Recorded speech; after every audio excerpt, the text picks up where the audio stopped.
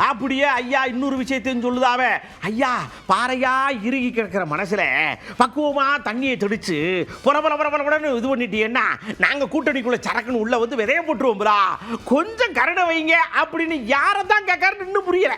திமுகவோ அண்ணா திமுகவோ அந்த வேற எந்த கட்சியா, பிஜேபியோ காங்கிரஸோ எந்த கட்சியா இருக்கட்டுங்க, அவங்கெல்லாம் வந்து அவங்களுக்கெல்லாம் தெரியும்.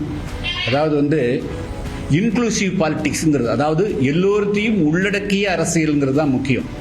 அதனால் அவர்கள் ஏன் அப்படி இருக்கிறார்கள் என்று எனக்கு தெரியல. எல்லோருத்தையும் உள்ளடக்கிற போது இப்பொழுது ஒரே கட்சியாக தமிழ்நாட்டில் இல்லை, பல கட்சிகள். இப்போ திமுக ஒரு தளத்தில் இயங்குது, கம்யூனிஸ்ட் கட்சிகள் ஒரு தளத்தில் இயங்குது, காங்கிரஸ் கட்சி ஒரு தளத்தில் இயங்குறது, விடுதலை சிறுத்தைகள் கட்சி ஒரு தளத்தில் இயங்குது, அதே போல அதிமுக ஒரு தளத்தில் இயங்குறது, பிஜேபிக்கு ஒரு தளம் இருக்கிறது, புதிய தமிழக கட்சிக்கு ஒரு தளம் இருக்கிறது. எனவே ஒரு கட்சி எப்படி எல்லோருத்தருடைய அபிலாசைகளை நிறைவேற்ற முடியும்?